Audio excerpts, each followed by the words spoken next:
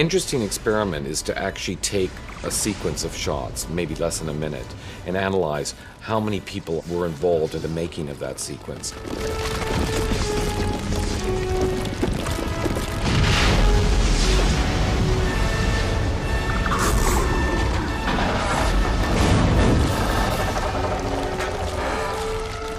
Just as extraordinary how one little scene can involve so many different people. Within this brief moment of the film, you really have a window into the entire process of what it took to make episode 3.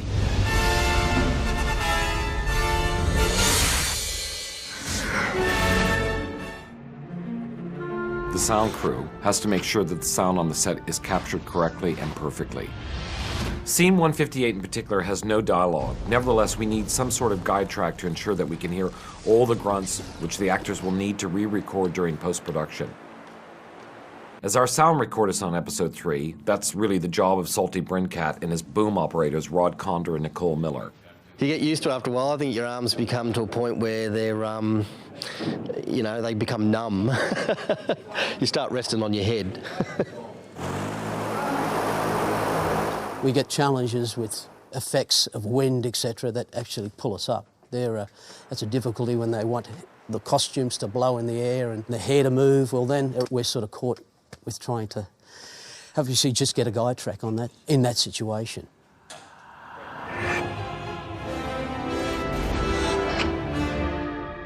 Sound works almost subliminally in a movie. In the best case scenario, you aren't even aware of the texture and the combinations of sounds. And yet, the sound designers think about every single shot of the movie from the standpoint of what an audience will hear. This is audio history. I want you all to look alert. Remember, you're marching off to war, so there can be tears.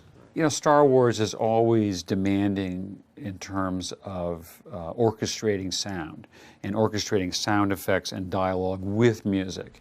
To construct the final sound for a 1-minute section of the Mustafar sword fight, it requires work on several levels. First of all, there's just the dialogue.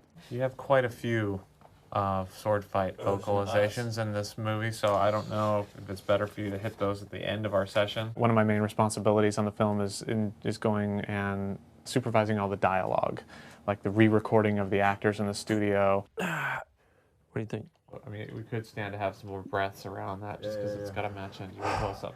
One of the most detailed of Matt's tasks is supervising what we call the automatic dialogue replacement, or ADR. One of the reasons why we have to re-record a lot of the actors' dialogue that's recorded on the set is that the sounds don't sound realistic. I mean, obviously, when they're fighting with those lightsabers, it's the sound of a stick hitting, so you really hear a plastic or a wood hit, you know, and they might be walking on wood, so they're not on stone, and so all those sounds come through to the microphone, and so when they're breathing and talking, you get all these clicks and clacks. So we have to go back and the actor has to generate that energy again. Hopefully you're getting performances that were better than what they recorded originally on the set.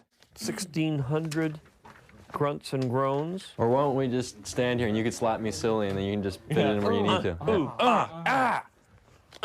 George, The next layer of sound was the Foley, which are the footsteps and the movement. And although you may not hear a lot of that consciously, it's very important to have that there to give it a naturalness.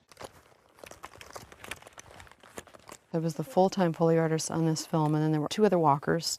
Basically, what our job is to really flesh out the characters. So this is what we used for Anakin, for his movement, to kind of sell his menacing character. We're using an old, just a black leather jacket that has some good creaks. We have an old rifle for some of the metallic-y sounds. And then this old drill actually too has some nice kind of sounds that we put up against it. So this all together is Anakin's sort of presence and gear. Then you get to the actual sound effects that I design.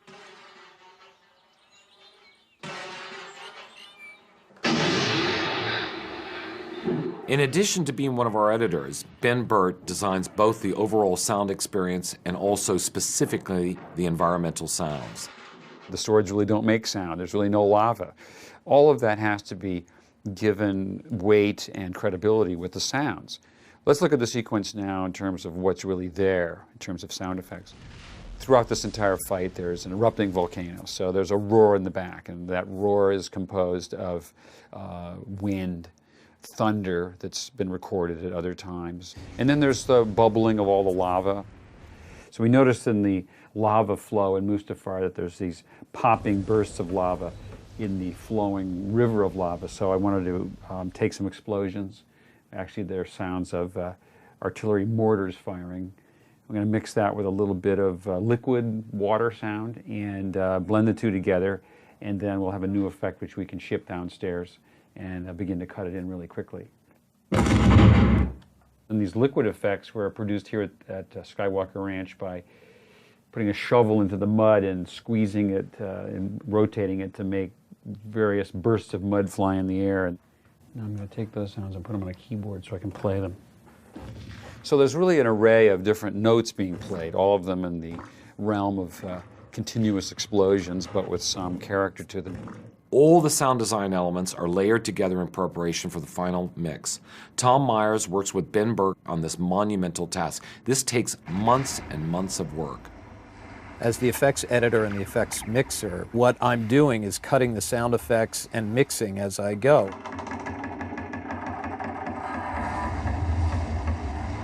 For this session, this is Volcano Eruption B, which is effect number 379 that Ben has made. So just for that one scene, we have tracks and tracks of material that we go through, and at this stage what we're doing is balancing them against each other, and then we will go to the mix room and then take our balanced sound effects and put them against the balanced dialogue and the music, and then balance those against each other. Without the sound designers, the lightsabers wouldn't hum, the lava wouldn't roar, you wouldn't hear the dialogue, and the duel would be a lot less exciting.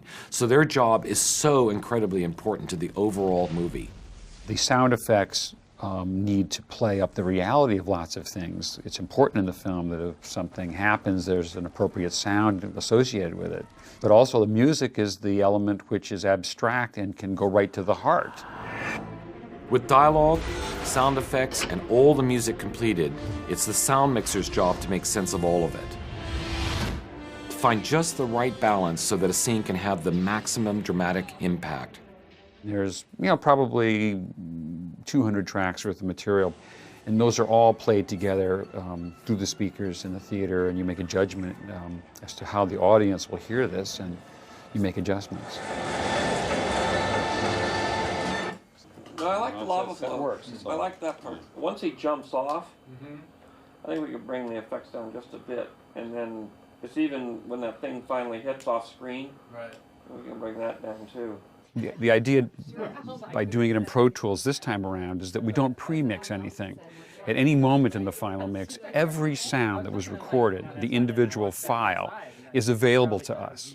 And we can bring it up on a screen, we can re-edit the sound, we can pan it or position it around the room. And so we can address the very intricate details of the sound at any moment. This has never been done before on such a big scale.